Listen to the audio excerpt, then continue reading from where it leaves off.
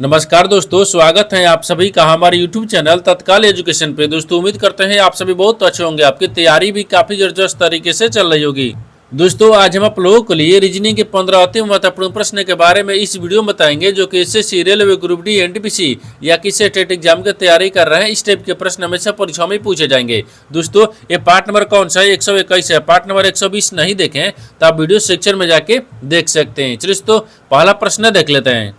दोस्तों पहला प्रश्न है, इसमें देखिए नीचे दिए गए विकल्पों में से संबंधित संख्या को चुनिए। देखिए नीचे यहाँ पर आपको एक संबंधित संख्या दी है, यानी 18 जो है आपको 63 ले समेत है। ठीक उसी प्रकार से बताना है कि 54 जो है इस प्रश्नावली के चिन्ह पर इन चार ऑप्शन में से किसे समेत होगा। देखिए यहाँ पर सबसे पहले प्रश्न को समझते इसमें बोलकर है, ठीक है ना। देखिए यहाँ पर क्या बोल रहा है, ये बोल रहा है कि 18 को क्या करेंगे कि यहाँ पर 63 आ जाएगा। उसी प्रकार से यहाँ पर 54 को रखेंगे, ठीक है ना। देखिए यहाँ पर आपको क्या दिख रहा है, 18 दिख रहा है। तो 18 यहाँ पर 18 रख लेंगे। 18 में क्या करते हैं और 2 से क्या करेंगे, भाग कर लेंगे, फिर गुना क्या करेंगे और यहाँ पर आपको 7 को गुना कर लेते हैं। जैसे 9 दूनी का 18 हो गया, यहाँ पर 9 हो गया, 9 7 कितने होते हैं, 63 होता है। तो यहाँ पर आपको 63 आ गया। उसी प्रकार से क्या करते हैं, 54 को भी रखेंगे। देखिए यहाँ पर आपको 54 दिख रहा है, ठीक है। और 54 में 2 से भाग कर लेंगे और गुना कितना करेंगे, 7 ले करेंगे। तो 27 दूनी के 54 होता है, तो 27 हो गया। और 27 में 7 ले गुना करेंगे तो कितना हो जाएगा, अगर 27 में 7 ले गुना करेंगे तो 189 आ जाएगा। कितना का 189 आ गया। यानी इस प्रश्नार्थक चिन्ह पर कौन सा संख्या भरा जाएगा, 189 हो जाएगा। तो 189 को देखते हैं किस ऑप्शन में दिख रही है, यानी ऑप्शन नंबर किस में दिख रहा है, सी में दिख रहा है। यानी ऑप्शन नंबर सी आपका सही हो जाएगा। दोस्तों मैं उम्मीद करता हूँ इस प्रश्न को भी आप अच्छी तरह से समझ पाओगे। नेक्स्ट प्रश्न देख लेते हैं। दोस्तों दूसरा प्रश्न है, इसमें देखिए नीचे दी गई श्रृंखला श्रेणी में प्रश्नार्थक चिन्ह के स्थान पर कौन सी संख्या आएगी। देखिए नीचे यहाँ पर आपको एक श्रृंखला दिया है, इन श्रृंखला में बताना है कि प्रश्नार्थक के चिन्ह पर इन चार ऑप्शन में से कौन सी संख्या पर भरा जाएगा। देखिए यहाँ पर सबसे पहले प्रश्न को समझते इसमें बोल कर है, ठीक है ना। देखिए यहाँ पर क्या बोल रहा है, यानी 56 से कर है 66 हो रहा है, 66 ले 59 हो रहा है, 59 ले 69 हो रहा है, 69 से यहाँ पर 62 हो रहा है, 62 ले आपको अगला संख्या ज्ञात करना है। देखिए इन श्रृंखला को ध्यान से देखने के बाद में हमको क्या दिख रहा है, हमको यही दिख रहा है। यहाँ पर क्या दिख रहा है, देखिए यहाँ पर आपको 56 दिख रहा है, 56 से 66 रहा है, ये तो ठीक है। लेकिन 66 लेके आ गया, यानी 59 आ गया, यानी छोटी संख्या है। देखिए यहाँ पर छोटी संख्या से बड़ी संख्या है, फिर बड़ी संख्या जो छोटी संख्या है, छोटी संख्या से फिर बड़ी संख्या है, यानी एक बड़ी एक छोटी दे रहा है। इसके लिए क्या करेंगे ना, थोड़ा सा इसमें क्या करेंगे, छोटी संख्या को छोटी संख्या में ज्ञात करते हैं और बड़ी संख्या को बड़ी संख्या में ज्ञात करेंगे।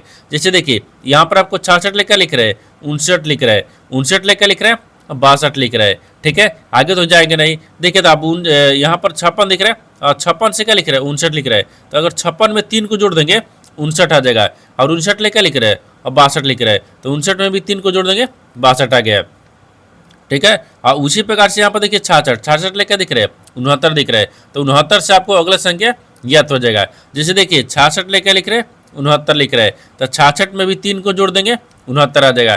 तो 69 से क्या करेंगे, 3 को जोड़ेंगे। जब 69 में भी 3 को जोड़ेंगे ना, तो यहाँ पर कितना आ जाएगा, ये 72 आ गया। कितना गया, 72 आ जाएगा। यानी इस प्रश्नार्थक चिन्ह पर कौन सी संख्या भरा जाएगा, 72 हो जाएगा। तो 72 को देखते हैं किस ऑप्शन में दिख रही है, तो ऑप्शन नंबर किस में दिख रहा है, डी में दिख रहा है। यानी ऑप्शन नंबर डी आपका सही हो जाएगा। दोस्तों मैं उम्मीद करता हूँ इस प्रश्न को भी आप अच्छी तरह से समझ पाओगे। नेक्स्ट प्रश्न देख लेते हैं। दोस्तों तीसरा प्रश्न है, इसमें देखिए दी गई आकृतियों में से यानी विषम आकृति का पता लगाए। देखिए यहाँ पर सबसे पहले प्रश्न को समझते इसमें बोलकर है, ठीक है ना। देखिए यहाँ पर क्या बोल रहा है, यहाँ बोल रहा है कि नीचे आपको 4 आकृति दिया है, इन चारों आकृति में से बताना है कि 3 एक समान है, एक आपको अलग है, ठीक है ना। उसी को बताना है कि इन चारों में से कौन सा आपको एक अलग यानी विषम दिख रही है, ठीक है। देखिए यहाँ पर क्या करिएगा, वीडियो को रोककर खुद अपने आप से बनाने का कोशिश करिएगा और 15 प्रश्न में से अपने कितने प्रश्न सही किए हैं वीडियो को लास्ट में कमेंट में जरूर बताइएगा। और इस चैनल पर पहली बार आए हैं तो चैनल को सब्सक्राइब कर बेल आइकन घंटी को प्रेस जरूर कर लीजिए, क्योंकि सबसे पहले इस तरह क्लास आपको मिलता रहे। देखिए तो यहाँ पर सबसे पहले ध्यान से देखते हैं कि इन चारों में से ना कौन सा आपको एक विषम दिख रही है, ठीक है ना। और यहाँ पर आपको 3 एक समान दिख रहा है। देखिए तो यहाँ पर आपको क्या दिख रहा है, यानी यहाँ पर आपको भी दिख रहा है, भी कितने पता है, 22 पता है, टी कितने पता है, ये 20 पता है, एल कितने पता है, ये 12 पता है, और इसका स्थानीय मान कितने पता है, ये 19 पता है। देखिए यानी चारों शब्द को ध्यान से देखने के बाद में, चारों आकृति को ध्यान से देखने के बाद में हमको क्या दिख रहा है, हमको यही दिख रहा है कि देखिए तीनों ये दिख रहा है ना, इन तीनों आपको सम संख्या है। क्या दिख रहा है, सम संख्या है, ये सम संख्या आ गया, ठीक है, सम संख्या गया। लेकिन 19 आपको क्या दिख रहा है, ये विषम संख्या दिख रहा है। क्या दिख रहा है, ये विषम ठीक है ना, ये संख्या है, क्या दिख रहा है, विषम संख्या है। तो आपसे पूछा क्या है, आपसे पूछा है कि विषम आकृति का चयन करना है, यानी पता लगाना है। तो देखिए विषम आकृति आपको क्या दिख रहा है, क्योंकि यहाँ पर आपको एस दिख रहा है, क्योंकि देखिए भी टी एल जो है ना, इन सभी का स्थानीय मान क्या हो गया है, लिखे हुए हैं, लेकिन इसमें क्या दिख रहा है, ये सभी सम संख्या है, लेकिन यहाँ पर एस का स्थानीय मान 19 पता है, यानी ये विषम संख्या है। यानी इसका मतलब कि ऑप्शन नंबर जो यानी एस है जो ना, एस आपको विषम हो जाएगा। तो डी दिख रहा है, यानी इसमें क्या दिख रहा है, डी। तो डी देखिए किस ऑप्शन में दिख रही है, तो ऑप्शन नंबर यहाँ पर आपको बी में दिख रहा है, यानी ऑप्शन नंबर बी आपका सही हो जाएगा। दोस्तों मैं उम्मीद करता हूँ इस प्रश्न को भी आप अच्छी तरह से समझ पाओगे। नेक्स्ट प्रश्न देख लेते हैं। दोस्तों 4 नंबर प्रश्न है, इसमें देखिए यदि LIT को यहाँ पर 12920 के रूप में कोड किया जाता है तो यहाँ पर THAT के लिए क्या कोड होगा। देखिए यहाँ पर सबसे पहले प्रश्न को समझते इसमें बोलकर है, ठीक है ना। देखिए यहाँ पर क्या बोल रहा है कि यदि यहाँ पर LIT को क्या लिख रहे हैं, 12920 के रूप में कोडित किया जाता है, उसी कोड भाषा में बताना है कि THAT को लिए कोड क्या होगा। देखिए तो सबसे पहले यहाँ पर देखते हैं कि यह लिख क्या रहा है, ठीक है ना, इतना शब्द लिख रहा है। जैसे देखिए यहाँ पर आपको एल लिख रहा है, ठीक है, एल हो गया, आई हो गया और टी हो गया, इनको क्या लिख रहा है, हाँ तो इनको लिख रहे हैं 12920 लिख रहा है, ठीक है। और उसी कुछ भाषा में बताना क्या है कि यहाँ पर देखिए थर्ड को लिख रहा है, यानी टी एच लिख रहा है ना, टी दिख रहा है, एच दिख रहा है, फिर ए दिख रहा है और टी दिख रहा है, ठीक है ना। इनको क्या लिख रहा है आपको इसी को बताना है। देखिए तो सबसे पहले देखते हैं कि एल की स्थानीय मान कितने पता है, 12 पर, आई का स्थानीय मान 9 पर, टी का स्थानीय मान 20 पर। देखिए ये सारा का लिख रहा है, स्थानीय मान लिख रहा है, यानी LIT का स्थानीय मान यहाँ पर 12920 लिख रहा है, ठीक है ना। उसी प्रकार से क्या करेंगे ना, यानी इसका भी स्थानीय मान लिखेंगे, ठीक है। अब देखिए यहाँ पर टी दिख रहा है, तो टी का स्थानीय मान कितने पता है, 20 पर, एच का स्थानीय मान 8 पर, ए का स्थानीय मान 1 पर और टी का स्थानीय मान 20 पर। कितना गया, तो यहाँ पर देखिए ना 20 हो गया, फिर 81 आ गया, 20 81 20 हो गया, ठीक है ना, 20 81 20 आ जाएगा। तो आपसे वही पूछा है कि THAT का के लिए कोड क्या होगा। तो यहाँ पर आपको 20 81 20 को देखते हैं किस ऑप्शन में दिख रही है, यानी 20 81 20 ऑप्शन नंबर सी में दिख रहा है, यानी ऑप्शन नंबर सी आपका सही हो जाएगा। दोस्तों मैं उम्मीद करता हूँ इस प्रश्न को भी आप अच्छी तरह से समझ पाओगे। नेक्स्ट प्रश्न देख लेते हैं। दोस्तों 5वां प्रश्न है, इसमें देखिए यदि 26 जनवरी 2018 को शुक्रवार है तो 29 जनवरी 2021 को सप्ताह का कौन सा दिन होगा। देखिए यहाँ पर सबसे पहले प्रश्न को समझते इसमें बोल कर है, ठीक है ना। देखिए यहाँ पर क्या बोल रहा है, ये बोल रहा है कि यदि 26 जनवरी 2018 को यहाँ पर कौन सा दिन है, शुक्रवार है। अब बताना है क्या है कि 29 जनवरी 2021 को सप्ताह का कौन सा दिन होगा, आपको इसी को बताना है। बताना क्या है, देखिए 29 जनवरी 2021 में बताना है कि यानी कौन सा दिन होगा, ठीक ना। तो देखिए यहाँ पर आपको दिख रहा है कि 26 जनवरी 2018 को शुक्रवार है, तो मानते हैं यहाँ पर लिखेंगे 26 जनवरी, ठीक है, और जनवरी, ठीक है ना। ये 26 जनवरी ये कितना दिख रहा है, 2018 दिख रहा है, ये 2018 है, और 2018 में कौन सा दिन है, तो शुक्रवार है। तो यहाँ पर आपको लिखेंगे शुक्रवार हो गया, ठीक है ना, ये शुक्रवार है, यहाँ तक ठीक है। आगे देखिए बताना क्या है कि 26 जनवरी 2021 को, तो फिर यहाँ पर 26 जनवरी ही रखेंगे, 26 जनवरी को रखते हैं, ठीक है, जनवरी 26 जनवरी। अब क्या लिखेंगे, 2021 को रखेंगे, ठीक है ना, 2021 में रखेंगे, तो कौन से दिन हो जाएगा, तो शुक्रवार हो जाएगा, ठीक है ना। क्या हो जाएगा, ये शुक्रवार हो गया, शुक्रवार हो गया। क्योंकि देखिए ये 26 जनवरी 2018 को तो शुक्रवार हेबे किया है, लेकिन यहाँ पर 26 जनवरी 2021 के का 26 जनवरी को ही लिए, क्योंकि 29 तारीख को आपको पूछ रहा है, हम 26 को लिए। तो जब एक साल के अंदर में चलेंगे तो यहाँ पर देखिए शुक्रवार से शुक्रवार आ गया, ठीक ना, शुक्रवार आ गया। अब यहाँ पर ध्यान से देखिए 26 जनवरी 26 जनवरी, तो यहाँ पर आपको दिख क्या रहा है, यहाँ पर आपको क्या दिख रहा है कि देखिए 18 से कितने साल जा रहा है, तो 18 19 20 21 4 साल जा रहा है ना, तो 4 को इसमें जोड़ देंगे, शुक्रवार में 4 को जोड़ देंगे। जब शुक्रवार में 4 को जोड़ देंगे तो यहाँ पर कितना आ जाएगा, ये मंगलवार आ गया, कितना आ जाएगा, ये मंगलवार। देखिए जैसे यहाँ पर थोड़ा सा छोटा रखते हैं, ठीक है ना, देखिए इसमें 4 को जोड़ देते हैं तो कितना आ जाएगा, मंगलवार, मंगल, ठीक है, वार हो गया, ये मंगलवार आ गया, ठीक है ना, कितना आ गया, मंगलवार आ गया, इसी को मंगलवार आ गया। यानी 26 जनवरी 2021 को कौन से दिन हो गया, मंगलवार आ गया।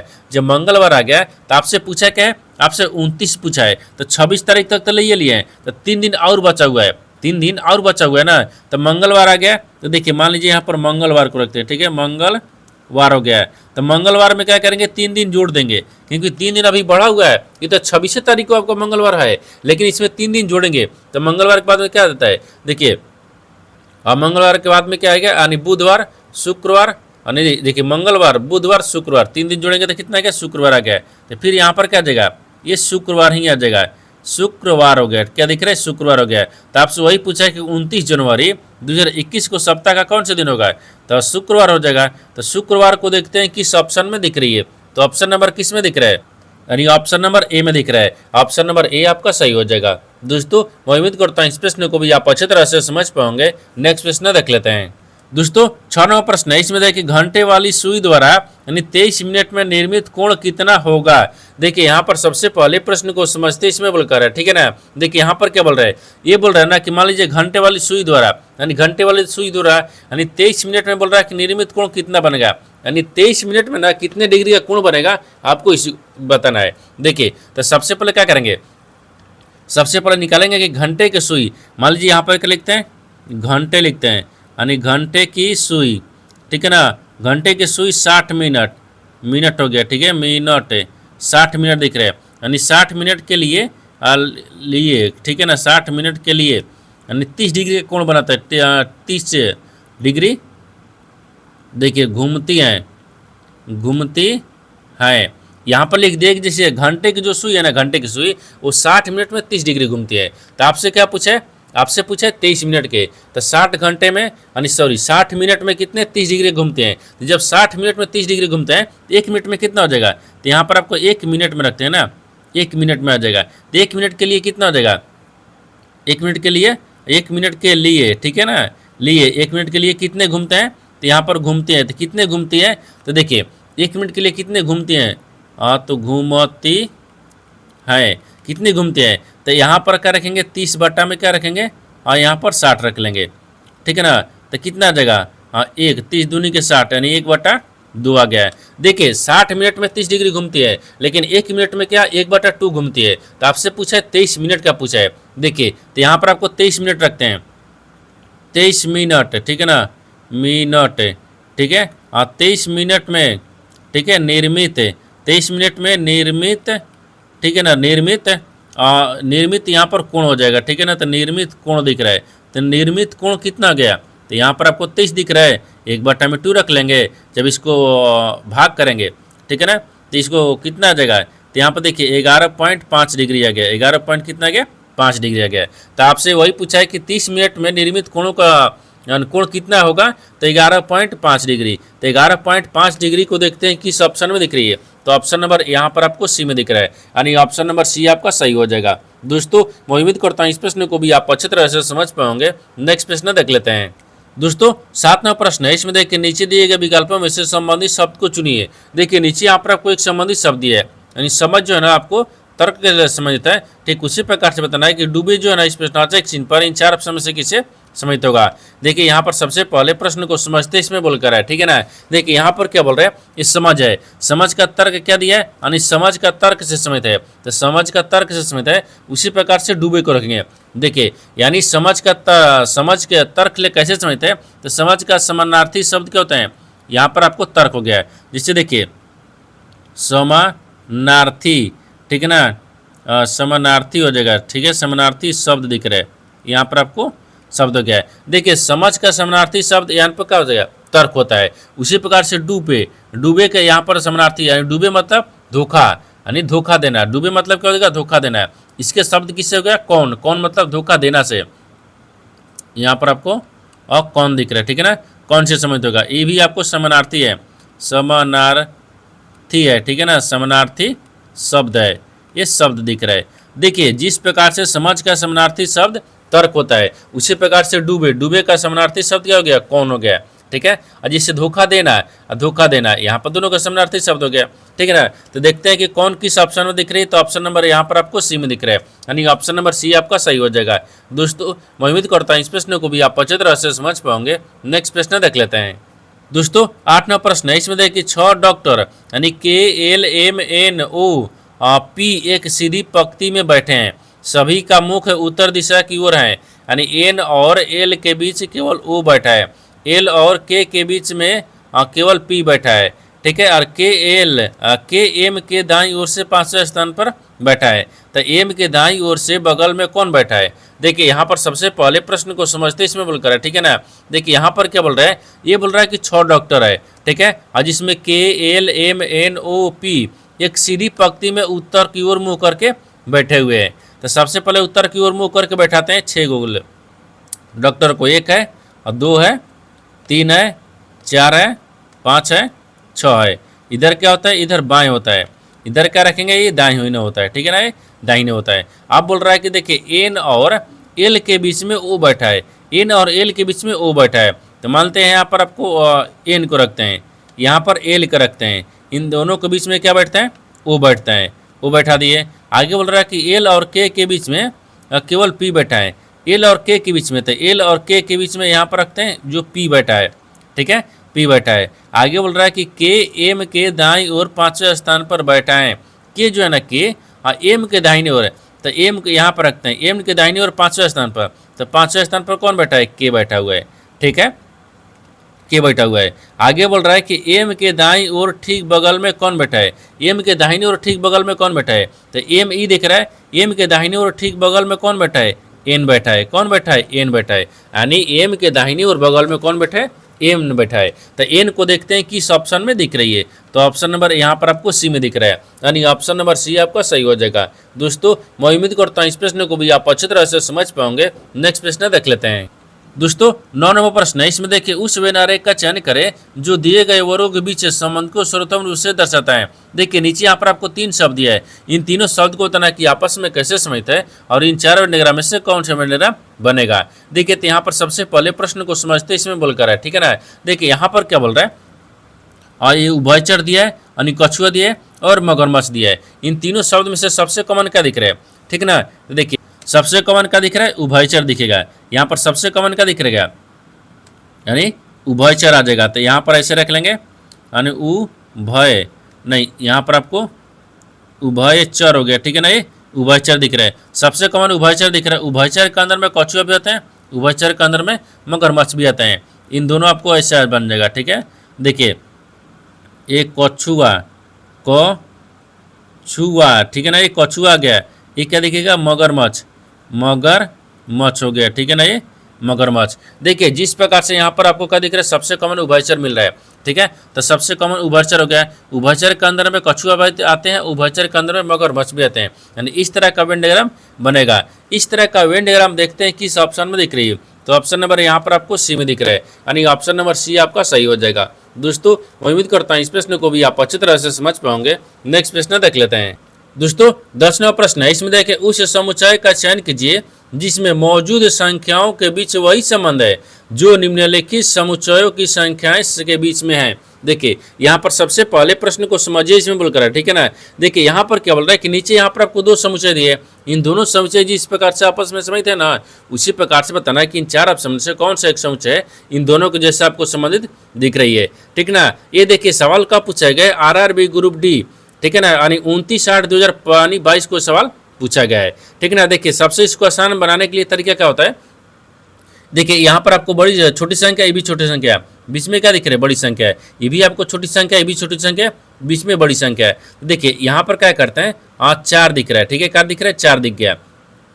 और 4 में क्या करते हैं, 6 से गुना कर लेते हैं। देखिए 4 में 6 से गुना करते हैं, ठीक है ना, 6 से गुना करेंगे और फिर यहाँ पर आपको गुना क्या करेंगे, 2 से करेंगे, अपने से 2 रख रहे हैं, फिर इसमें 2 को जोड़ दे रहे हैं। देखिए तो यहाँ पर 600 को 24 दूनी का 48 है, 48 आ गया, 48 में 2 को जोड़ देंगे, कितना गया, ये 50 आ गया। हाँ देखिए यहाँ पर बीच में 50 दिया है ना, बीच में 50 दिया हुआ है, ठीक है, यहाँ पर 50 है। उसी प्रकार से देखिए 18 को भी रख लेंगे। देखिए 18 इसको, देखिए ना 18 वाला को इसको नीचे रखते हैं, जैसे यहाँ पर क्या दिख रहा है, 2 दिख रहा है, तो 2 गुने 4 करेंगे, फिर गुना 2 करेंगे, फिर प्लस में 2 कर लेंगे। तो देखिए 4 दूनी का 8, 8 दूनी के 16, 16 आ गया, फिर प्लस में 2 जोड़ देंगे, कितना गया, 18 आ गया। देखिए यहाँ पर बीच में 18 दिया है। उसी प्रकार से बताना है कि इन 4 ऑप्शन से कौन से जो है ना इन दोनों के जैसे आपको संबंधित दिख रही है। तो ऑप्शन नंबर ए को देखते हैं, इसमें क्या दिख रहा है, 5 दिख रहा है, 6 दिख रहा है और बीच में 62 आना चाहिए।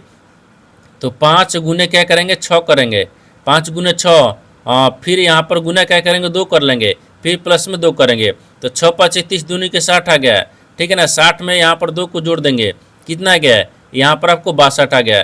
देखिए 62 बीच में दिया हुआ है, यानी ऑप्शन नंबर ए जो है ना, इन दोनों को जैसे आपको समझ दिख रही है, यानी ऑप्शन नंबर ए आपका सही हो जाएगा। दोस्तों मैं उम्मीद करता हूँ इस प्रश्न को भी आप अच्छे तरह से समझ पाओगे। नेक्स्ट प्रश्न देख लेते हैं। दोस्तों 11वां प्रश्न है, इसमें देखिए यदि प्लस का अर्थ माइनस, माइनस का अर्थ गुना, गुना का अर्थ भागा, भागा का अर्थ यहाँ पर प्लस है, तो निम्नलिखित समीकरण में प्रश्न चिन्ह के स्थान पर कौन सी संख्या आएगी। देखिए यहाँ पर सबसे पहले प्रश्न को समझते इसमें बोलकर है, ठीक है ना। देखिए यहाँ पर क्या बोल रहा है कि एक समीकरण दिया है, इन समीकरणों को सही बनाने के लिए यहाँ पर आपको चिन्ह को बदलना होगा। चिन्ह को बदलने के बाद में समीकरणों को सही बनाएंगे, ठीक ना। तो सबसे पहले क्या करते हैं, चिन्ह को देखते हैं। ये क्या बोल रहा है कि यदि बोल रहा है कि ये का यानी प्लस का अर्थ क्या दिख रहा है, भागा, सॉरी, यानी यदि प्लस का अर्थ क्या दिख रहा है, माइनस, तो प्लस कहाँ दिया है, यहाँ पर इसके जगह पर माइनस होगा। माइनस का अर्थ गुना दिया है, तो माइनस के जगह पर गुना रख लेते हैं। गुना का अर्थ क्या दिख रहा है, भागा दिख रहा है, तो गुना के जगह पर भागा रख लेते हैं। और भागा का अर्थ क्या दिख रहा है, प्लस, तो भागा के जगह पर प्लस। अब समीकरणों को सोल्व करेंगे क्योंकि चिन्ह तो बदल दिया है। देखिए यहाँ पर आपको 88 आ गया, 88 भागा कितना दिख रहा है, 22 दिख रहा है, ठीक है ना।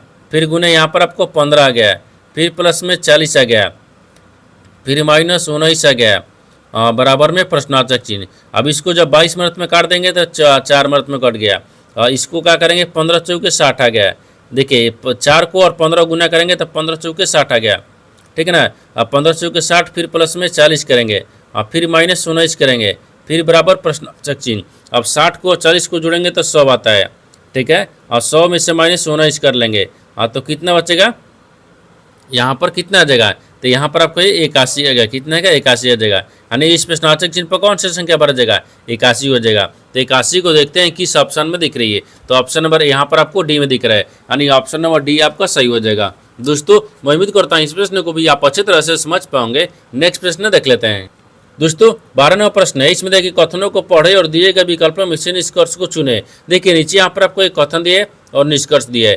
कथन के आधार पर डायग्राम को बनाते हैं, निष्कर्ष के आधार पर प्रश्न को सोल्व करते हैं। तो यहाँ पर सबसे पहले ध्यान से देखते हैं कथन बोलकर है, ठीक है ना। इसके आधार पर डायग्राम को बनाते हैं। देखिए कथन बोल रहा है कि सभी बर्तन पाठ यानी क्या है, पाठ है। तो सभी बर्तन क्या है, पाठ है। तो मानते हैं यहाँ पर आपको सभी बर्तन को रखते हैं, ठीक है ना। बर्तन हो गया, सभी बर्तन क्या है, सभी बर्तन क्या है, पाठ है। तो यहाँ पर आपको पॉट को रखते हैं, ठीक है। आगे बोल रहा है कि सभी पॉट गीली मिट्टी हैं, लेकिन सभी जो पॉट है वो क्या है, गीली मिट्टी है। तो यहाँ पर आपको गिल्ली को रखते हैं, ठीक है। और गीली, ठीक है ना, मिट्टी है, ये गीली मिट्टी है, ये ठीक है। ये तो कथन बोल रहा है, कथन के आधार पर डायग्राम को बना दिए। लेकिन निष्कर्ष क्या बोल रहा है, इसके आधार पर ही प्रश्न को सोल्व करेंगे। देखिए निष्कर्ष में यहाँ पर पहले में बोल रहा है और सभी बर्तन गीली मिट्टी हैं। तो सभी जो बर्तन है ना, देखिए ये सभी जो बर्तन दिख रहे हैं वो गीली मिट्टी के अंदर में ही दिख रहा है। ये सही तो बोल रहा है, सही बोल रहा है। दूसरा देखिए, दूसरा बोल रहा है कि कुछ गीली मिट्टी और पॉट हैं। तो कुछ जो गीली मिट्टी है ना, सभी गीली मिट्टी के अंदर में पॉट दिख रहा है, यानी सभी के अंदर ही कुछ आता है। ये भी आपको सही बोल रहा है, यानी 1 2 आपको दोनों अनुसरण सही होगा। तो क्या हो जाएगा, तो दोनों निष्कर्ष अनुसरण करते हैं, तो ऑप्शन नंबर डी में दिख रहा है, यानी ऑप्शन नंबर डी आपका सही हो जाएगा। दोस्तों मैं उम्मीद करता हूँ इस प्रश्न को भी आप अच्छी तरह से समझ पाओगे। नेक्स्ट प्रश्न देख लेते हैं। दोस्तों 13वां प्रश्न है, इसमें देखिए एक व्यक्ति 75 किलोमीटर की चाल से किसी निश्चित दूरी को 8 घंटे में तय करता है। समान दूरी 6 घंटे में तय करने के लिए उसकी चाल कितनी होनी चाहिए। देखिए यहाँ पर सबसे पहले प्रश्न को समझते इसमें बोल कर, ठीक है ना। देखिए यहाँ पर क्या बोल रहा है, ये बोल रहा है कि मान लीजिए एक व्यक्ति है, वो 75 किलोमीटर प्रति घंटा की चाल से किसी निश्चित दूरी 8 घंटे में तय करता है।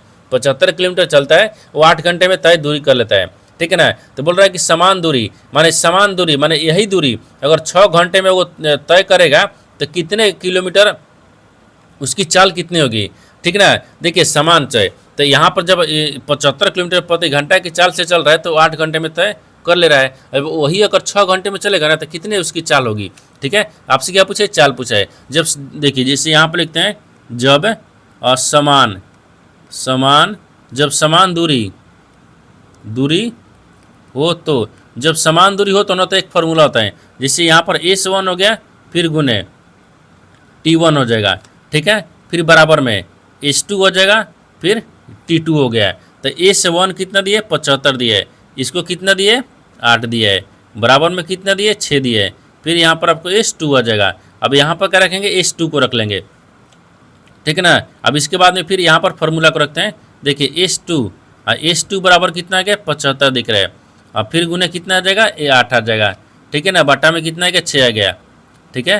तो यहाँ पर 3 दूना के 6 हो गया और 4 से 4 के 8 आ गया। अब 25 3 75 होता है, तब 25 मिनट में तब 25 चौके कितना आ गया 100 आ गया, कितना आ गया 100 आ गया, यानी 100 कितना आ गया किलोमीटर आ गया, किलोमीटर ये प्रति घंटा, किलोमीटर प्रति घंटा गया। तो आपसे वही पूछा है कि देखिए समान दूरी 6 घंटे में तय करने के लिए उसकी चाल यानी चाल कितनी होनी चाहिए, तो 100 किलोमीटर प्रति घंटा है। तो 100 किलोमीटर प्रति घंटा देखते हैं किस ऑप्शन में दिख रही है, तो ऑप्शन नंबर यहाँ पर आपको बी में दिख रहा है, यानी ऑप्शन नंबर बी आपका सही हो जाएगा। दोस्तों मैं उम्मीद करता हूँ इस प्रश्न को भी आप अच्छी तरह से समझ पाओगे। नेक्स्ट प्रश्न देख लेते हैं। दोस्तों 14वां प्रश्न है, इसमें देखिए एक रेलगाड़ी 70 यानी किलोमीटर प्रति घंटा की समान गति से चलती है, यह 24 मिनट में कितनी दूरी तय करेगी। देखिए यहाँ पर सबसे पहले प्रश्न को समझते इसमें बोल कर है, ठीक है ना। देखिए यहाँ पर क्या बोल रहा है कि एक रेलगाड़ी है जो 70 किलोमीटर प्रति घंटा की चाल से चल रही है, तो समान गति से, ठीक है, जो 24 मिनट में कितनी दूरी तय करेगी। ये 24 मिनट बताना है कि कितनी दूरी तय करेगी 24 मिनट में। तो मानते हैं यहाँ पर क्या रखते हैं 24 मिनट रखेंगे, ये 24, ठीक है ना, मिनट दिख रहा है, मिनट में 24 मिनट में कितने दूरी तय करेगी। देखिए यहाँ पर आपको 70 किलोमीटर प्रति घंटा दिया है, ठीक है ना। अब यहाँ पर फिर क्या रहता है 24 मिनट में दिया है, ये 24 मिनट हो गया, लेकिन यहाँ पर 24 मिनट हो गया तो एक मिनट में दिख रहा है, तो एक को घंटा में बदलेंगे, तो यहाँ पर 60 ले भाग कर लेंगे। जब इसको घंटा में बदलेंगे तो 60 ले भाग करेंगे, तो 60 ले भाग कर लेते हैं, तो कितना गया 1 0 से 1 0 काट देंगे, 7 6 चौक 24 हो गया है, ठीक है ना। 6 चौक 24 है, 7 चौक कितना गया 28 आ गया, यहाँ पर कितना गया ये 28 किलोमीटर आ गया, ठीक है ना, 28 किलोमीटर आ गया। आपसे क्या पूछा है कि देखिए 70 किलोमीटर समान गति से चलती हुई यानी 24 मिनट में कितनी दूरी तय करेगी, तो 28 किलोमीटर। तो 28 किलोमीटर को देखते हैं किस ऑप्शन में दिख रही है, तो ऑप्शन नंबर यहाँ पर आपको बी में दिख रहा है, यानी ऑप्शन नंबर बी आपका सही हो जाएगा। दोस्तों मैं उम्मीद करता हूँ इस प्रश्न को भी आप अच्छी तरह से समझ पाओगे। नेक्स्ट प्रश्न देख लेते हैं। दोस्तों 15 प्रश्न है, इसमें देखिए पाइप ए पाइप बी से 3 गुना तेज है, दोनों पाइप एक साथ मिलकर किसी टंकी को 36 मिनट में भरते हैं, तो अकेले पाइप ए को उस टंकी को भरने में कितना समय लगेगा। देखिए यहाँ पर सबसे पहले प्रश्न को समझते इसमें बोलकर है, ठीक है ना। देखिए यहाँ पर क्या बोल रहा है कि पाइप ए है, पाइप बी से 3 गुना तेज है, लेकिन दोनों पाइप एक साथ मिलकर किसी टंकी को 36 मिनट में भर देते हैं। दोनों मिलकर कितना भर रहा है 36 मिनट में भर दे रहा है, तो अकेले पाइप ए को टंकी को भरने में कितना समय लगेगा। जब ए पाइप अकेले रहेगा ना, वो कितने टाइम लगेगा भरने में, आपको इसी को बताना है। देखिए इसके लिए क्या करते हैं 1/T हो गया, ठीक है, फिर प्लस 1 में और 3T करेंगे, यानी टी समय लगे ज़्यादा। 1 में 36 है, क्योंकि 36 मिनट टाइम ले रहा है, ठीक है। अब आगे देखिए, अब इसमें क्या करेंगे इन दोनों को आपस में जोड़ेंगे, जैसे 3 और प्लस 1 को जोड़ लेंगे और बटा में 3T रख लेंगे, बराबर में कितना आ गया 1/36 आ गया। अगर इसको जोड़ेंगे तो देखिए 9 चौक 36 नहीं बरती 36 हो गया ना, 12 दिख रहा है, ठीक है 12 गया। तो देखिए इसको जोड़ेंगे तो 3 1 4 आ गया, ठीक है ना, 4 आ गया और 4T हो जाएगा, ठीक है, टी बचे की है ना, बराबर में 1 में 12 आ गया। अब देखिए तो बर चौक 48, तो टी बराबर कितना गया, इन दोनों का आपस में गुना करेंगे तो यहाँ पर आपको 48 आ गया, कितना गया 48 आ गया, यानी 48 मिनट हो जाएगा, ठीक है ना, ये 48 मिनट हो गया। तो आपसे वही पूछा है कि देखिए अकेले पाइप इस यानी उस टंकी को भरने में कितना समय लगेगा, तो 48 मिनट। तो 48 मिनट को देखते हैं किस ऑप्शन में दिख रही है, तो ऑप्शन नंबर ए में दिख रहा है, यानी ऑप्शन नंबर ए आपका सही हो जाएगा। दोस्तों मैं उम्मीद करता हूँ इस प्रश्न को भी आप अच्छी तरह से समझ पाओगे। नेक्स्ट वीडियो में मिलते हैं, तब तक जय हिंद। दोस्तों इस चैनल पर पहली बार आए तो चैनल को सब्सक्राइब कर बेल आइकन घंटी को प्रेस जरूर कीजिए, क्योंकि सबसे पहले इस तरह क्लास आपको मिलता रहे। और इन सारे प्रश्न का PDF आपको टेलीग्राम पर मिल जाएगा, जो कि इस वीडियो का डिस्क्रिप्शन में लिंक दिया गया है।